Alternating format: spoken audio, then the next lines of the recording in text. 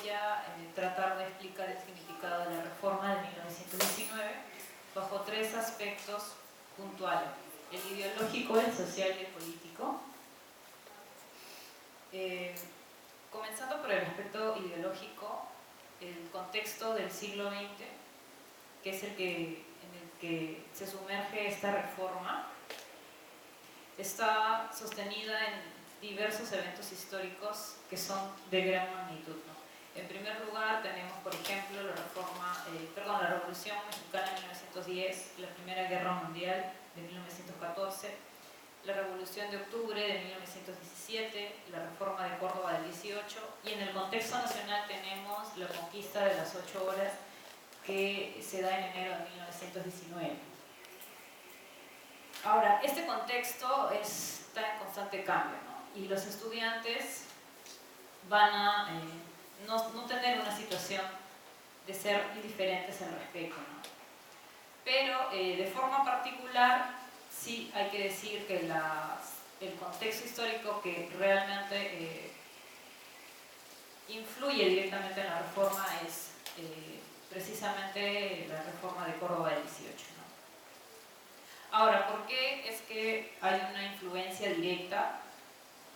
Se da porque hay coincidencias similares respecto a su realidad, ¿no? Aquí señalaré algunas de las características. Voy a citar, por ejemplo, una lectura breve de cómo se encontraba la Universidad de San Marcos a inicios del siglo XX, según el manifiesto que escribe la Comisión de Reforma. Dice lo siguiente: la Facultad de Letras vive divorciada de la literatura peruana. La Facultad de Ciencias Políticas y Administrativas no da ni una mala burocracia diplomática. La Facultad de Jurisprudencia vive fríamente el derecho. La Facultad de Ciencias Naturales no crea aptitudes científicas al servicio de la industria. La Facultad de Medicina no estudia definitivamente los graves problemas de la higiene y nosografía en el país. ¿Qué hace entonces la universidad? Con esta descripción muy fuerte por las declaraciones que emite, podemos darnos cuenta de cómo se encontraban en ese entonces las únicas facultades que todavía tenía la universidad, ¿no? Ahora, parte de la realidad nacional también que acompaña el siglo XX va a poner de manifiesto las taras feudales que arrastraban la universidad como reflejo de su sociedad. Y aquí calza un análisis que recojo de Mariátegui, quien señala que la República había heredado precisamente los vicios del virreinato, ¿no? Es decir, sus instituciones y sus métodos de instrucción pública, en función de la organización económica de una clase capitalista que se hallaba en formación. En esa línea es preciso señalar que San Marcos, en primera instancia, recoge el modelo de enseñanza francés, que tan solo al año de implementarse, fue descartada por la propia Francia. Luego, para el año 1902, acoge el modelo anglosajón en concordancia con la emergencia de la potencia norteamericana. Ahora, en el plano académico, tenemos que las ideas positivistas van a representar lo nuevo de las mentalidades. Y por supuesto, esta situación va a generar un fuerte rechazo de los docentes, cuya base de formación estaba muy arraigada al conservadurismo.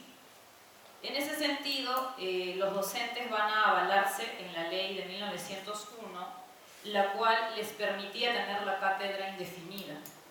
Es precisamente por esto que los estudiantes tienen dentro de su plataforma esta particularidad y comienzan con la exigencia de la renovación de las cátedras y la tacha docente. Ahora, este punto es la columna vertebral de toda la exigencia de la reforma del 19. La crisis de los maestros ocupa el cuerpo, en primer lugar, de la jerarquía, ¿no? De los puntos que van a exigir. Y, por ejemplo, Basadre señala al respecto que en todo caso define esta situación como la esclerosis de la docencia universitaria. Esta es, a grandes rasgos, la realidad más inmediata que enfrentan los estudiantes.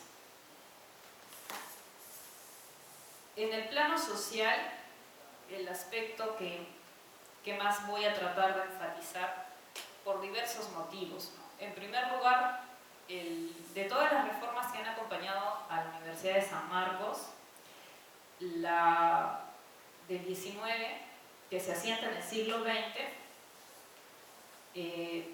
permite que el estudiantado salte a la palestra y se consolide como un nuevo actor social, ¿no?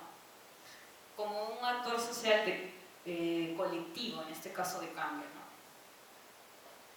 Ahora, otro aspecto que es importante resaltar dentro de lo social es que dentro del desenvolvimiento que van a tener los estudiantes como nuevos actores sociales,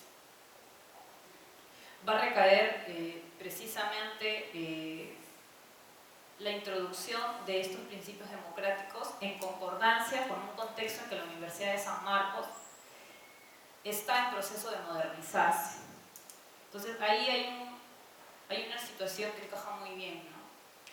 Pero lo que yo identifico es que el estudiantado va a tener la primacía en cuanto a ser esta fuerza vital que va a exigir precisamente que la universidad se actualice en todo caso al contexto que exigía, ¿no? Y que estaba muy acelerado. Ahora, en el aspecto social también es importante resaltar la organización estudiantil. Por ejemplo, tenemos que surgen las primeras asambleas, surge un comité de reforma un comité de reforma que justamente tiene la tarea de realizar un manifiesto muy similar o en todo caso recogiendo la influencia de la reforma de Córdoba. Otro aspecto importante es la medida que utilizan los estudiantes para, en todo caso, demostrar un poco de organización, ¿no? Utilizan la huelga como medio de medida de protesta, que era muy común para la época. Recordemos que, como había señalado al principio, el contexto del siglo XX está marcado también por la conquista de las 8 horas laborales, en la cual también participaron algunos estudiantes universitarios que son parte de esta generación del centenario. Entonces, este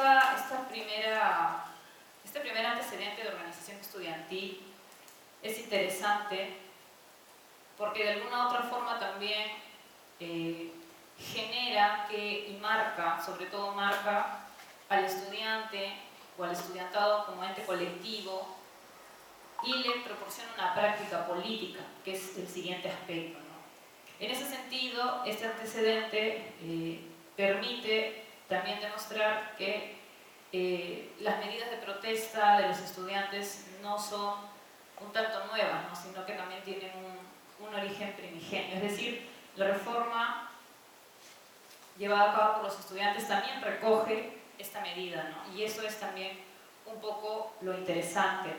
Ahora, otra de las cosas que también es interesante ver en este aspecto social es, por ejemplo, que los estudiantes, luego de organizar una extraordinaria asamblea que tiene muy buena acogida, lleva a ver cómo sintetizan 14 puntos donde exigen de forma central la renovación de las cátedras, la tacha docente, y exigen también la representación, es decir, se les da la oportunidad de que puedan tener a un docente que los represente.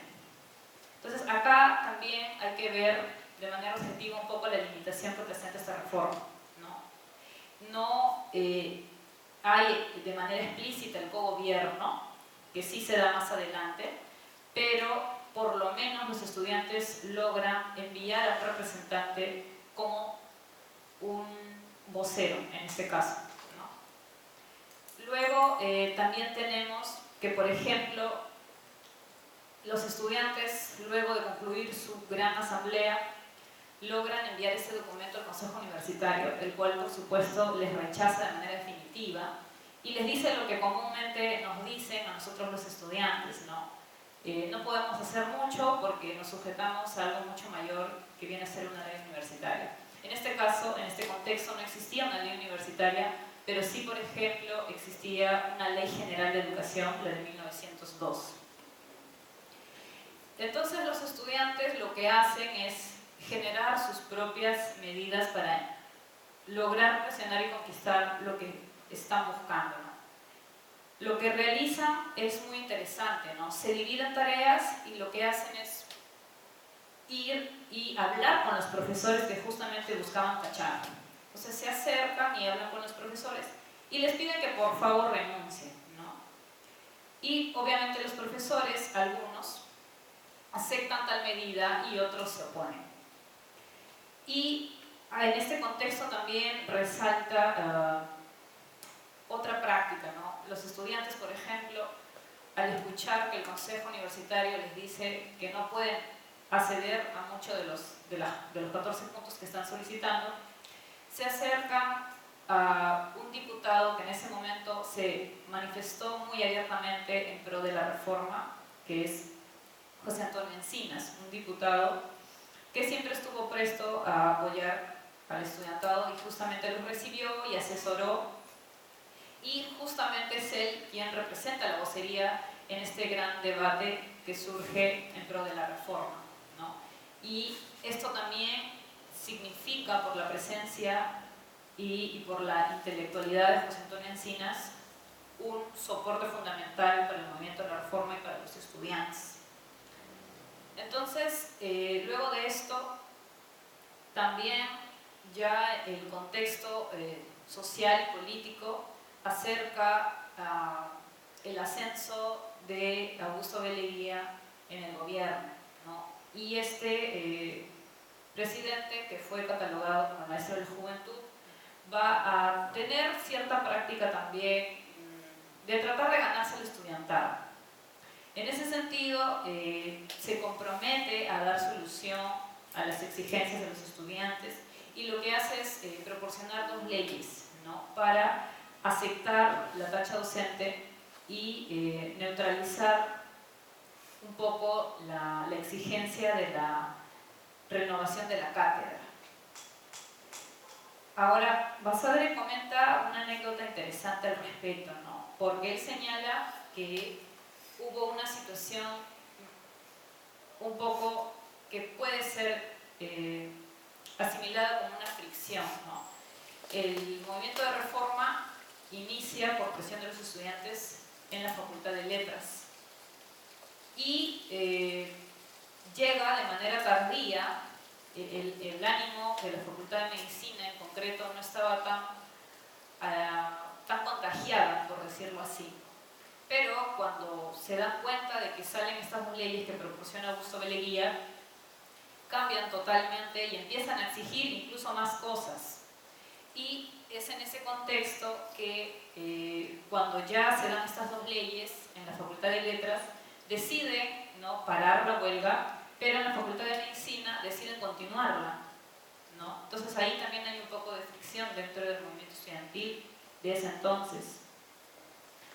Y lo que vamos a encontrar es precisamente a una Facultad de Medicina que reacciona un poco tarde, pero que al final termina también asumiéndose como parte de la reforma, ¿no? Ayer, por ejemplo, el profesor Edilberto Guamaní comentaba de que era algo insólito ver a facultades de obstetricia y de ingeniería sumarse a una huelga, ¿no? Algo así se puede entender de esa manera la afirmación de la Facultad de Medicina, que se incorpora un poco tarde. Entonces, Basadre señalaba en su anécdota, en su libro de la historia y la vida, que son parte de un poco de sus memorias, como partícipe de esta reforma, que la reforma precisamente pudo haberse apagado si no hubiera sido por esta suerte de apoyo de Augusto B. Leguía con la publicación de estas dos leyes, ¿no? Pero también la fuerza que impuso Medicina generó que el movimiento se extendiera un poco más, ¿no?, y sea contagiado incluso a otras universidades como la de Trujillo, que es una de las que también entra dentro de este contexto.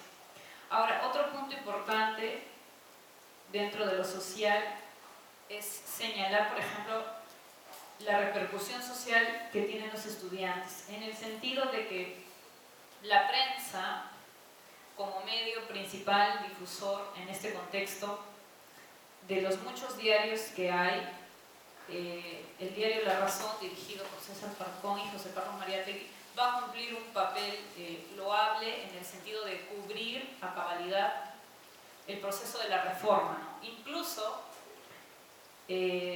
no duda en declararse pro reforma y designa dentro de sus publicaciones una sección especial y exclusiva titulada Reforma Universitaria, ¿no? Entonces, con esto comprobamos que no había pues disimulaciones o vacilaciones al respecto, ¿no? Era un diario que había cogido una posición totalmente firme respecto de impulsar la reforma universitaria. Esta situación es importante porque, entendiendo un contexto en el que no existían pues, las redes sociales como ahora, el diario era el único medio por el cual la población podía enterarse de las cosas que sucedían a nivel nacional.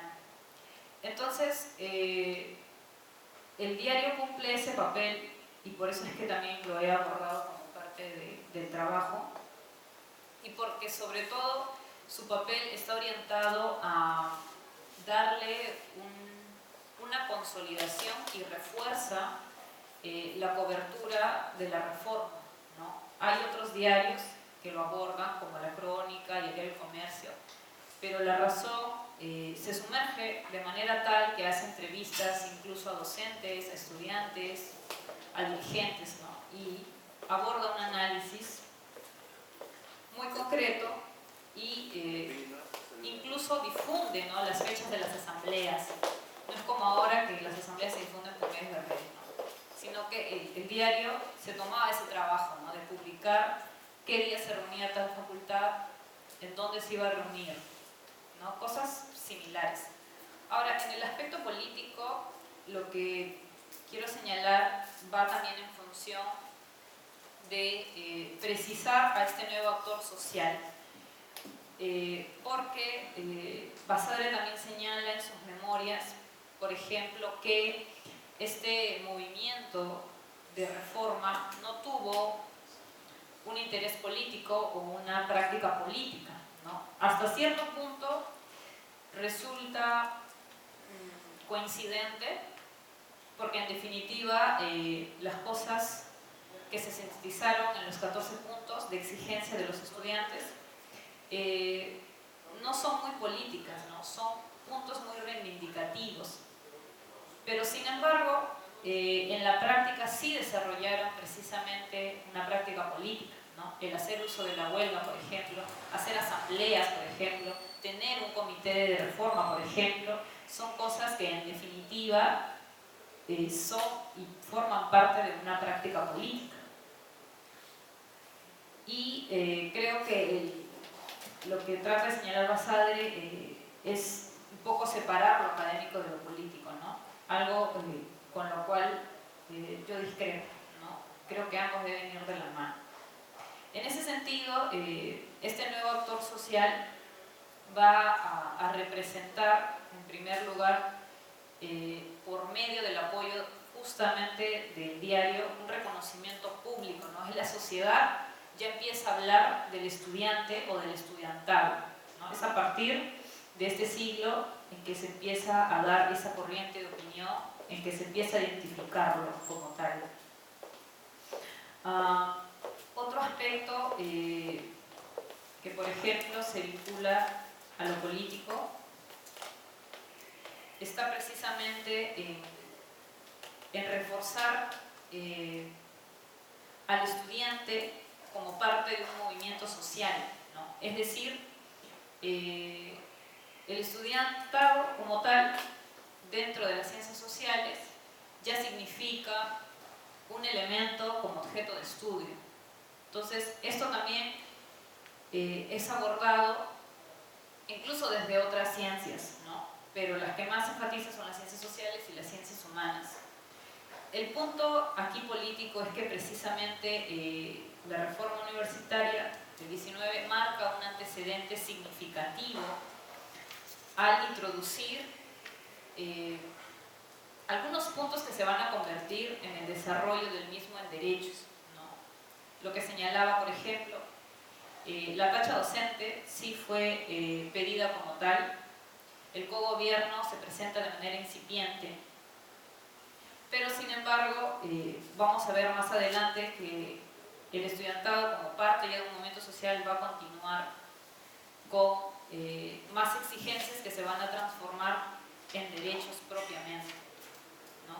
Entonces, desde una mirada también política podemos ver que el abordar el estudio de el estudiantado ahora parte también de entenderlo como parte del movimiento social y como objeto de estudio, pero enfatizando sobre todo ya en una práctica política, ¿no?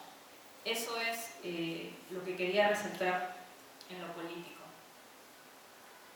Ahora, un poco para compartir las conclusiones, quería señalar que un poco referido al título, ¿no?